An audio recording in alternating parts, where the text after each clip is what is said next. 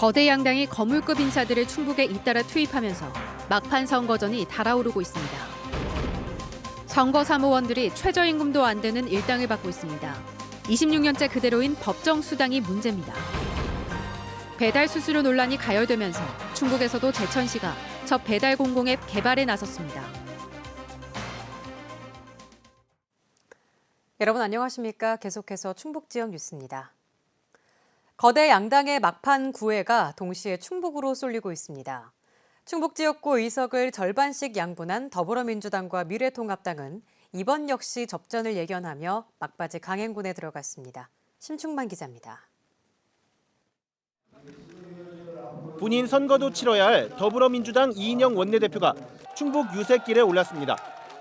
청주를 시작으로 괴산과 충주, 그리고 제천까지 충북 전체를 가로지르며 하루를 몽땅 충북에 투자했습니다. 어느 한 곳 승리를 장담하기 어렵지만 전과 달리 크게 밀리는 곳도 없다는 분석 속에 모든 국민에게 재난 지원금을 지급한다는 당 차원의 공약도 꺼내 들었습니다. 우리 국민 모두가 원하셨던 100% 긴급 재난 지원금의 제급을 위해서 전력을 다하겠다는 약속도 드립니다. 이낙연 선대위원장도 사흘 만에 다시 충북을 찾아 제천 단양 현역인 이우삼 후보 지원에 집중하며 화력을 보탰습니다.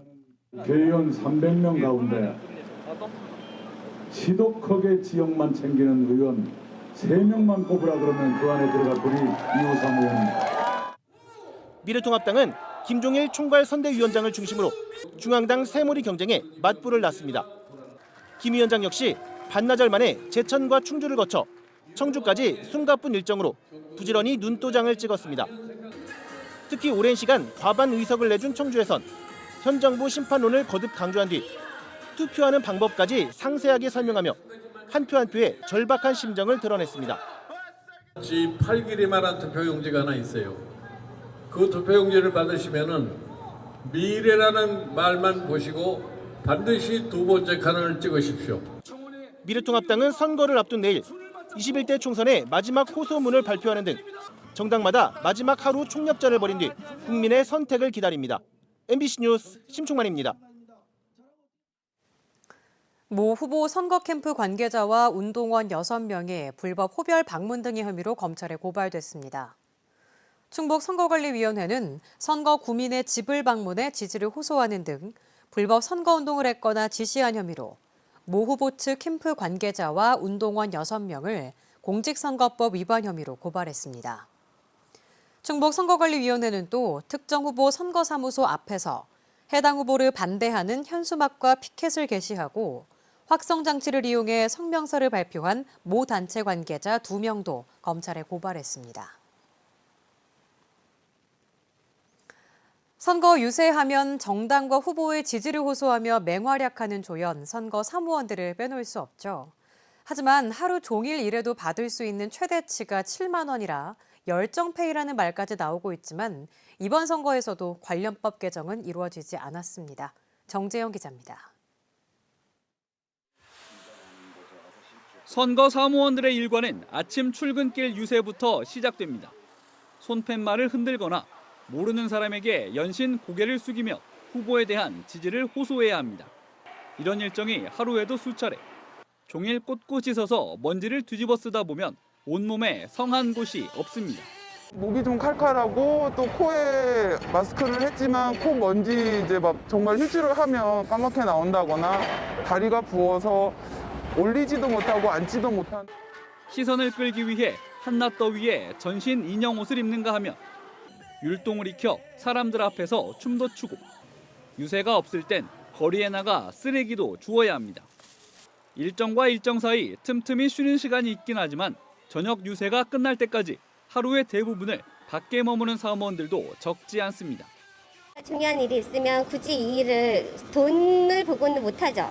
기본적인 사람의 대우를 해주시는 게 그 최저시급이라도 돼야 될 것 같아요. 좀 깜짝 놀랐어요, 솔직히. 13일에 공식 선거운동 기간에만 하는 단기 일자리라 주부나 대학생의 지원이 많은데 이들이 받는 돈은 하루 7만 원. 법정수당 3만 원에 밥값과 일비 4만 원이 포함된 금액으로 몇 시간을 일하든 더 받을 수 없습니다.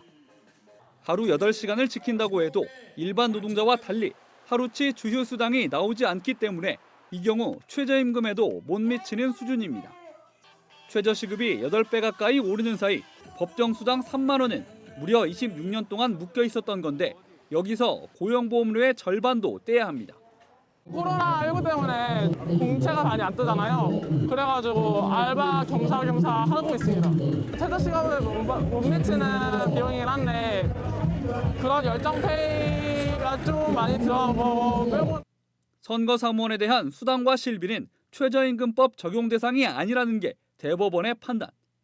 때문에 후보자들도 노동 강도에 비해 금액이 적다는 불만을 알면서도 더 챙겨줄 수 없습니다. 여러 가지 유혹에도 직면하게 되어 있습니다. 왜냐하면 현실적인 시급을 주지 않으면 선거운동원들의 사기가 떨어지기 때문에 그런 유혹에 빠지지 않도록 법 개정이 좀 돼서 방법은 공직선거법을 개정해 최저임금 수준으로 올리는 것뿐. 지난해 개정안이 발의됐지만 5달째 계류 중이어서 총선 이후 자동 폐기를 앞두고 있습니다. MBC 뉴스 정대영입니다.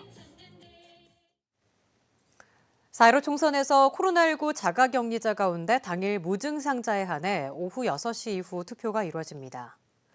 이에 따라 오후 6시 전까지 격리 장소에서 편도 30분 미만 거리에 있는 투표소에 도착해 별도의 장소에 대기하다가 일반인 투표가 끝나면 오후 6시부터 투표에 참여할 수 있습니다. 격리 장소에서 투표소까지는 관리자의 1:1 동행 또는 이에 준하는 수준으로 관리되며 걷거나 개인 차량으로 이동해야 하고 대중교통은 이용할 수 없습니다. 민간 배달앱 시장에 수수료 논란이 커지게 되면서 지자체가 직접 개발한 수수료 없는 공공 배달앱이 주목받고 있습니다. 전북 군산시가 전국에서 처음 도입했는데 충북에서는 제천시가 첫 개발에 착수했습니다. 이지영 기자입니다. 점심시간 제천의 한 돈가스 전문 식당. 텅 빈 매장에 배달 주문이 쏟아집니다. 배달 주문 90%는 스마트폰 배달 앱을 통해 이루어집니다. 광고비에 수수료까지 내야 해 부담이 크지만 안 쓸 수도 없습니다. 주문하는 분들이 제일 많고 이용할 수밖에 없죠. 다른 거 뭐 이것저것 따질 이유도 없는 거죠. 일단은 장사는 팔아야 되니까. 배달의 민족이 새로운 요금제를 도입한 지 열흘 만에 백기를 들었지만 수수료 문제는 총선 공약에 오를 정도로 큰 관심을 받고 있습니다. 충북에서는 제천시가 처음으로 공공 배달앱 도입을 추진하고 나섰습니다. 전국에서 처음 도입한 전북 군산시 공공앱 배달의 명수가 모델입니다. 위치 기반 시스템을 적용해 가까운 거리 순으로 업체가 나와 별도의 광고비가 필요 없고 수수료도 받지 않을 계획입니다. 제천화폐 모아를 사용할 수 있도록 해 소비자는 할인 혜택도 받게 됩니다. 기존 배달앱에서 이용하는 카드와 현금 결제 외에 이렇게 모바일과 지류형 두 가지로 발행되는 지역 화폐를 모두 사용할 수 있도록 만들 예정입니다. 배달 앱을 통해서 지역 화폐를 다시 또 소비자들이 써준다면 지역 소상공인이나 또 소비자나 다 이득이 될 수 있겠다. 충북 첫 공공 배달 앱은 제천시가 올해 안에 도입할 예정. 수수료 논란의 총선 공약으로도 나왔지만 시장 영역을 침범한다는 비판도 있어 다른 지자체로 확대될지 주목됩니다. MBC 뉴스 이지연입니다. 내일 청주의 낮 최고 기온이 22도까지 오르는 등 요즘 초여름에 가까운 날씨를 보이고 있는데요. 들녘에서는 때 아닌 냉해가 나타나고 있습니다. 한 해 농사를 시작도 하기 전에 망쳐버린 농민들의 속이 타들어가고 있습니다. 김영일 기자입니다. 새하얀 배꽃이 활짝 핀 배 재배단지. 그런데 가까이 가보니 대부분의 꽃잎 소감술은 불에 탄 것처럼 말라버렸고 씨방도 시커멓게 변해버렸습니다. 봄철 고온 현상에 꽃이 열흘 가까이 일찍 폈는데 갑자기 추워진 날씨에 냉해를 입은 겁니다. 그나마 하나라도 건지려면 인공수분을 서둘러야 하지만 코로나19로 사람 구하기도 쉽지 않습니다. 코로나 때문에 일손도 없고 혹시나 해서 좀 찍고 있는데 이게 다 부지런 것입니다. 이런 경우가 좀 내가 와서 농사도 한 35년 전에 만에 처음이고. 꽃 피는 시기가 늦어 추위에 강한 사과나무 역시 피해가 심각합니다. 개화를 앞둔 꽃순을 갈라보니 짙은 갈색으로 변해버렸습니다. 지난 5일부터 이틀 동안 영하 4도 안팎까지 내려갔던 꽃샘 추위에 꽃순이 얼어버린 겁니다. 그런 사고는 우리 밭에 지금 눈 닦고 봐도 하나가 없어요. 올롱사는 완전히 이제 전멸 같은데 또 그 나름대로 몇 개씩이라도 달리준다면 고맙겠는데. 실제로 충북에서 지난 10일까지 냉해 피해 신고가 접수된 농작물 피해 면적은 1,100만 제곱미터. 특히 과수농가 피해 면적이 1,063만 제곱미터로 대부분을 차지했습니다.